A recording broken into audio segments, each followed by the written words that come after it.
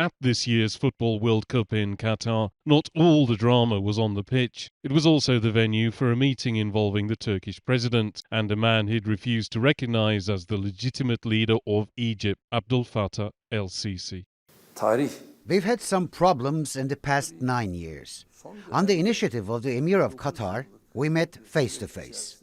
Later, I had a meeting with Mr. Sisi and we talked for about 45 minutes. I said, let our ministers meet first and then we'll widen and develop our discussions. Our aim is to resolve problems and resentments between Egypt and Turkey.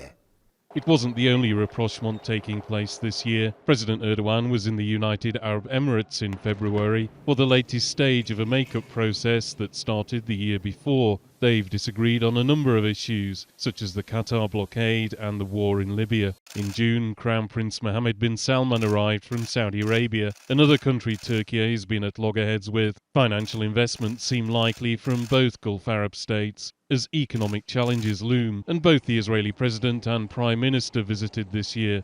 Another country with which relations haven't been on a firm footing, particularly over the issue of Palestine. All the countries experienced that the conflictual relations among themselves did not provide any contribution for any improvement in any country's situation in the region.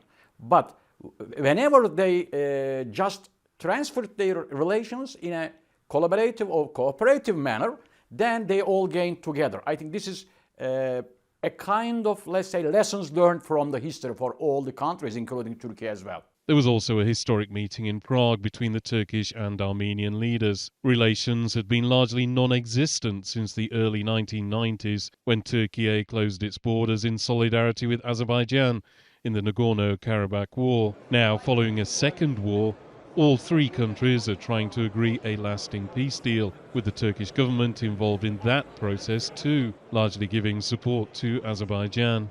Most of these initiatives are still in their early stages, and so far they seem to be holding.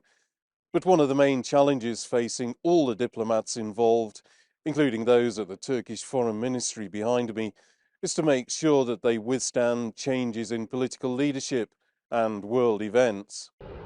Meanwhile, a longer-standing alliance is also progressing. Turkey is negotiating with the US to buy new F-16 fighter jets, and if the deal can be made, it will go a long way to improving what has been in recent years a very rocky relationship. Andrew Hopkins, TRT World, Ankara.